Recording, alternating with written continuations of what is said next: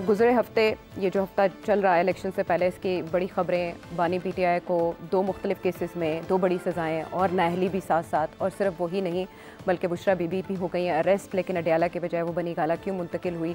अभी इस सेगमेंट में हम बात करने जा रहे हैं कि सेठी साहब, इलेक्शन से पहले आपने कहा था कि कुछ ना कुछ हो जाएगा, तो इन 2 केसेस में जो सज़ा हुई है आपके ख्याल में ये कानूनी है या सियासी? आप सरप्राइज हुए या शॉक्ड? नहीं, शौक तो मैं बिल्कुल नहीं हूँ, बिकॉज यहाँ इस किस्म के जब फैसले आते हैं तो उससे कुछ कानून होता है और कुछ सियासत होती है। ये तो हमारी तारीख का हिस्सा है कि पॉलिटिकली सेंसिटिव केसेस के अंदर पॉलिटिक्स एंड लॉ दोनों चलते हैं और लॉ को बेंड कर दिया जाता है पॉलिटिक्स के लिए। तो दोनों में पॉलिटिक्स है, मगर ये मैं जरूर कहूँगा कि वो पॉलिटिक्स लॉ के ऊपर इतनी नहीं है जितनी के सिचुएशन के ऊपर है। मतलब है कि मैं समझता हूँ कि कन्विक्शन तो होनी थी, क्योंकि केस खान साहब के खिलाफ बहुत स्ट्रांग है, तो शाखाना का भी और दूसरा केस भी, और भी आगे केसेस आने वाले हैं, सारे बड़े स्ट्रांग केसेस हैं।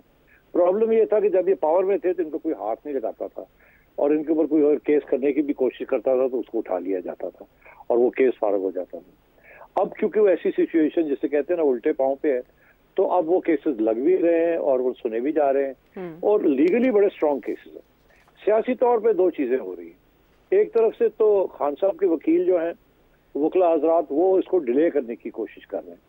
हर चीज को जो एक दिन में फैसला होना होता है या कानून साजी करनी होती है, वो 10-10 दिन, 12-12 दिन, एक हेयरिंग जो है उसको 3-3 हेयरिंग तक खींचा जा रहा है।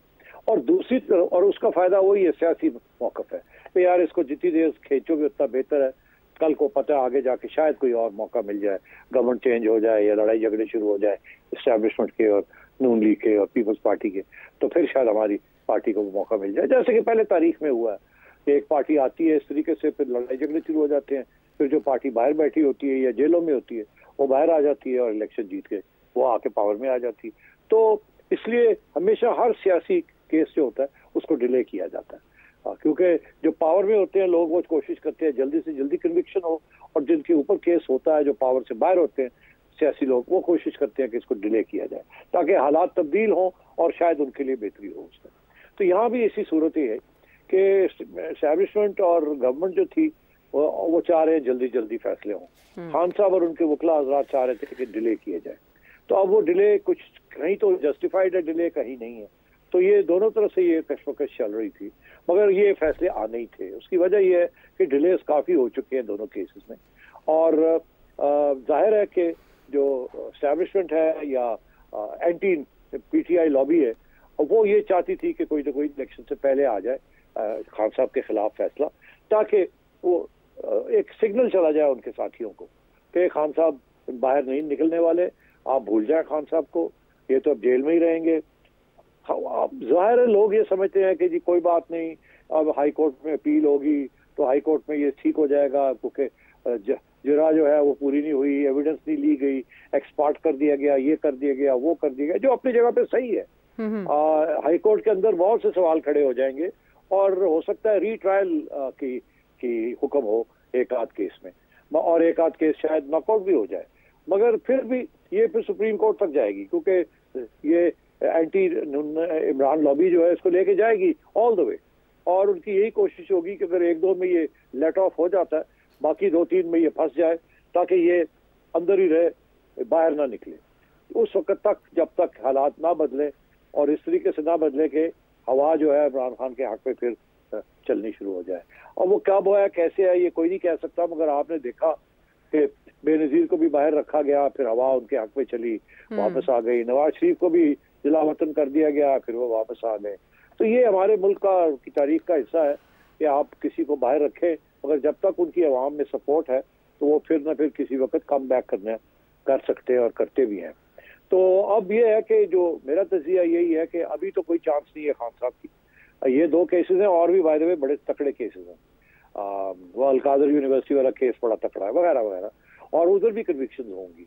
इलेक्शन से पहले जाइएगा, नहीं अब इलेक्शन से पहले मेरा नहीं ख्याल कोई और होगी, मगर बाकी 1-2 केसेस जो चल रहे हैं, इद्दत में निकाह केस, 9 मई के मुकदमात, जितनी तेज़ी अब की बार दिखाई गई इन 2 केसेस के ट्रायल के सिलसिले में, आपने बताया कि वो हाई कोर्ट में भी देखे जाएंगे और उन्हीं की बुनियादों पर सेट असाइड भी किए जा सकते हैं ये फैसले। तो ये जो तेज़ी से समाअत है, ज़रूरी था कि 2 मुकदमात में फौरी सजाएं सुनाई जाएं और मशकूक सा बना दिया जाए अमल को? नहीं, देखिए मशकूक अब क्या है, कितनी मशकूक की जरूरत है आपको। बात यह है कि पैगाम देना है। पैगाम जो है जितना तकड़ा होगा उतना उसका इफेक्ट होगा। तो एक कन्विक्शन के साथ लोगों ने कहना था ये तो कोई बात ही नहीं है, तो फिर इसलिए 2 हो गई। तो मैं ये समझता हूँ कि ये 1 हो 2 हो, पैगाम चला गया है और ये कंसिस्टेंट है। ये पैगाम खान साहब के एंटी खान साहब पैगाम जो जा रहा है वो कंसिस्टेंट है उनके सपोर्टर्स को। ये पैगाम कि देखिए आप भूल जाएं खान साहब को। ठीक है। अच्छा, ये इसमें सेठी साहब जब पैगाम की बात आ रही है तो ये बुशरा बीबी को अरेस्ट करके फिर उन्हें बजाय अडयाला के, वो पहुंची अडयाला थी लेकिन फिर बनीगाला को सब जेल करार दे दिया गया, उनकी इस मुंतकिली में किसके लिए पैगाम है? और ये जो बनीगाला मुंतकिली है ये किसी मुलाकात या दरख्वास्त के बगैर हुई है?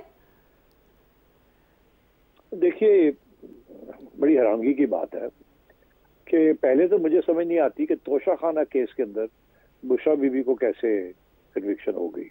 तोशा खाना तो प्राइम मिनिस्टर के खिलाफ है, गिफ्ट तो उन्होंने लिए हैं और अगर उनकी एहलिया ने भी कोई गिफ्ट ली है तो वो तो खान साहब का जिम्मेदारी थी कि वो तोशा खाना के अंदर डिक्लेयर करते, और जो खरीदो फरोख्त भी हुई है वो भी खान साहब ने की है। तो नाम तो उनका है, तो केस तो खान साहब के खिलाफ बनता है। मुझे नहीं समझ आई बुशरा बीबी के खिलाफ कैसे केस बन गया। अलबत्ता और भी चीजें हैं जहां उनका नाम आएगा आगे। तो अब मुझे जो नजर आ रहा है, आपको पता होगा कि काफी जब नए नए खान साहब की पावर में आए थे तो कुछ लड़ाई झगड़े चल रहे थे इनके आपस में। तो उस वक्त मैंने कुछ जिक्र कर दिया कहीं, तो खान साहब बड़े नाराज हो गए और मेरे ऊपर एक केस कर दिया उन्होंने। हालांकि मैंने नाम वाम भी नहीं लिया था, मैंने तो सिर्फ ये कहा था कि शायद कुछ गड़बड़ हो रही है बनीगाला में। खान साहब ने समझ आ गई कि उनकी बात हो रही है या उनका ख्याल था कि उनकी बात हो रही है, तो उन्होंने मेरे ऊपर केस कर दिया। मगर बात यह है कि सबको हैरानगी इस बात की थी कि ये जोड़ी बनी कैसे। खान साहब का जो सारा रवैया है, ग्लोबल आउटलुक है, पैदाइश है, सब जो है, हर एक चीज जो है बिल्कुल फर्क है बुशरा बीबी की लाइफ के साथ। तो कैसे इनका इकट्ठ हुआ, कैसे ये इन्होंने फिर निभाने की कोशिश की, बहुत सी कहानियां हैं। तो मुझे नहीं लगता था ये स्टेबल मैरिज है, और मुझे ऐसे ही लगता था कि किसी न किसी स्टेज पे ये डिवोर्स हो जाएगी। मगर बड़ी बात है कि अभी तक इकट्ठे थे आखिरी वक्त में भी, क्योंकि जब मसले आते हैं तो वो उसी वक्त जब तकलीफ होती है तो रिलेशनशिप जो है ना वो खराब होनी शुरू हो जाती है और मुख्तलिफ राय होनी शुरू हो जाती है कि तुमने ऐसे किया और तुमने ऐसे किया, तुम्हें मैंने कहा था ये मत करना, तुमने किया, ये तुम्हारी वजह से ये हुआ, वगैरह वगैरह। तो अब ये बढ़ेगा, ये कम नहीं होगा ये सिलसिला, क्योंकि अब उनको दूर कर दिया, दोनों को अलग कर दिया। पहले तो बुशरा बीबी को इजाजत थी उनको मिलने की, अब वो भी मुश्किल हो गया। अगर एक ही जेल में रहते तो फिर भी इम्कान था कि इनकी वहां मुलाकात हो जाए, या लीगली या इलीगली, और या कम्युनिकेशन हो जाए पर्ची के जरिए या पैगाम के जरिए एक ही जेल में होने से। और यहाँ ये है कि अब मुश्किल हो जाएगा खान साहब को कि बनीगाला तक पहुंचना, तो इसलिए उनको बनीगाला रखा। मगर बनीगाला में क्यों रखा? अगर उनको किसी और जेल में भी तो रख सकते थे, क्यों नहीं रखा और जेल में? और अगर उनको थोड़ी सी हैसियत की वजह से कुछ उनको फैसिलिटी देनी थी तो उनको किसी रेस्ट हाउस में भी रखा जा सकता।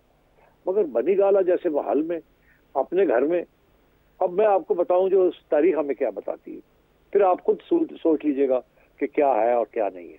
ठीक है। तारीख ये कहती है कि जब सियासतदानों को या उनकी अहलियों को गेस्ट हाउसेज में या रेस्ट हाउसेज में या उनके घर में जिला वतन किया जाता है, सब जेल डिक्लेयर कर दी जाती है, जी। तो उससे सिग्नल ये होता है कि इसकी खास सीरियस नौयत नहीं है, ये कोई खास बड़ी बात नहीं है, ये सियासी फैसला है, किसी वक्त भी ये बाहर आ सकते हैं। अच्छा। और जब उनको जेलों में रखा जाता है और वहाँ कंडीशन सख्ती होती है तो उसका और पैगाम होता है।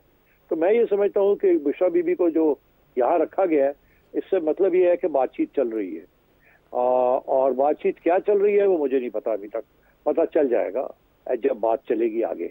मगर इतनी बात क्लियर है कि उनको एक सहूलत दी गई है और वो इसीलिए दी गई है ताकि उनका जहन जो है उसको तब्दील किया जाए और उनसे कुछ मालूमात हासिल की जाए और उनको तैयार किया जाए कि वो किसी न किसी स्टेज पे ऐसी गवाही दें जिसके साथ खान साहब को और भी नुकसान हो। आप तो सारी बात ही कर गए, आपने तो मेरे सारे सवालों के जवाब एक साथ दे दिया। असल में आपकी जो तज्जिया है वो ये तो उसको इस बात से भी मिलती है कि हम देखते हैं पाकिस्तान तहरीक इंसाफ की दीगर मुतहरिक ख़वातीन रहनुमा जो है, यास्मीन राशिद साहिबा हो गई, सनम जावेद हो गई, आलिया हमज़ा हो गई, दीगर भी बहुत से नाम हैं इस लिस्ट में, वो सभी आम जेलों में कैद रही। यहाँ तक कि बानी पीटीआई आम जेल में है और अब कुछ थ्रेट्स भी ऐसे मौसूल हुए हैं, मुबैना तौर पर कॉल्स मौसूल हुई हैं जिसमें अडयाला जेल को उड़ाने की धमकी दी गई है, लेकिन बानी पीटीआई अभी भी वहाँ है। बुशरा बीबी जो है वो बनी गाला मुंतकिल कर दी गई हैं। तो इसमें अक्लमंदों के लिए बहुत से इशारे हैं, सारे इशारे सेठी साहब ने समझा दिए।